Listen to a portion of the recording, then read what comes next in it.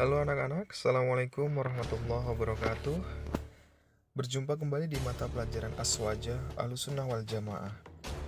Pada pertemuan kali ini kita akan membahas tentang NU pada masa kelahiran dan masa penjajahan. Nah, seperti apakah materinya? Maka saksikan video ini sampai selesai. Nahdlatul Ulama didirikan pada tanggal 16 Rajab 1344 Hijriah atau 31 Januari 1926 di Surabaya. Akan tetapi, baru memperoleh ketetapan sebagai organisasi yang resmi dan berbadan hukum dari Gubernur Jenderal Hindia Belanda bernomor 9 Strip 1930. Maka sejak saat itu, pengurus besar Nahdlatul Ulama berusaha dengan sungguh-sungguh memasyarakatkan dan menyebarluaskan keberadaan Nahdlatul Ulama.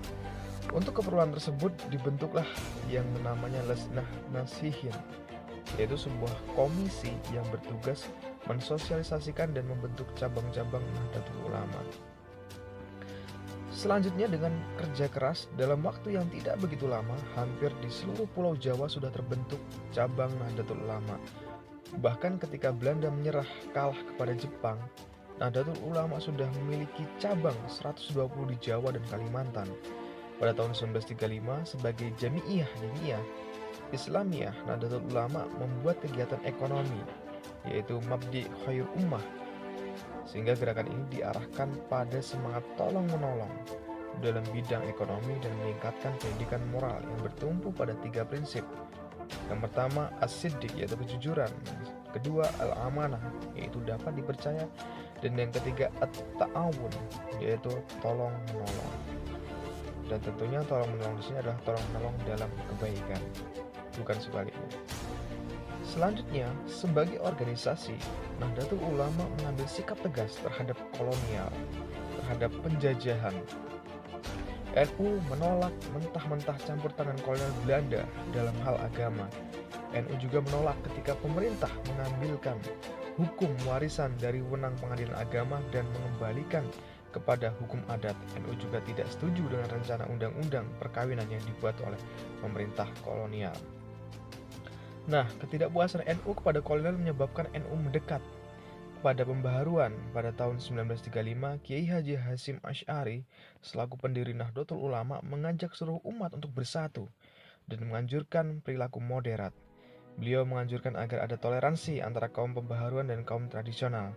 Kaum pembaharuan pun tampaknya ingin berbaikan juga. Pada tahun 1937, organisasi Islam bersatu di bawah konfederasi yaitu yang bernama MIAI, yaitu Majelis Islam A'la Indonesia. NU baru bergabung setelah merasa yakin bahwa kalangan pembaharuan itu tidak mendominasi dalam penggabungan ini. Nah, pada tahun 1938, NU menerima hadiah Belanda sebagai Darul Islam, artinya negara atau negeri yang dapat diterima oleh umat Islam. Alasannya, penduduk Indonesia bisa menjalankan syariat Islam. Selain itu, dahulu raja-rajanya juga beragama Islam. Namun dalam muktamar yang sama, usulan beberapa aktivis untuk masuk Volkskamp ditolak. NU memutuskan untuk tetap berada di luar bidang politik, jadi lebih fokus kepada sosial keagamaan. Nah, pada tahun 1939, partai-partai politik membentuk federasi yang diberi nama GAPI, Gabungan Politik Indonesia. Para aktivis muda seperti Mahfud Siddiq dan Wahid Hasim terbawa juga ke panggung politik sebagai wakil dari NU di MIAI yang mendukung seruan GAPI agar Indonesia berparlemen. Selain itu, MIAI melarang pemuda Indonesia ikut serta dalam pertahanan rakyat yang diorganisir Belanda atau mendonorkan darahnya bagi tentara kolonial. Jadi MIAI itu melarang agar pemuda Indonesia tidak mendonorkan darahnya ke tentara kolonial. Sama saja hal itu adalah membantu penjajahan atau pro dengan penjajah, sehingga MIAI melarang hal tersebut.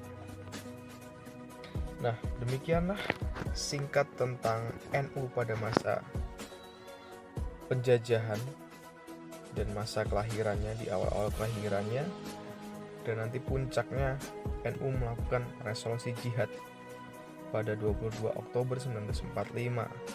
yaitu dengan menentang penjajahan.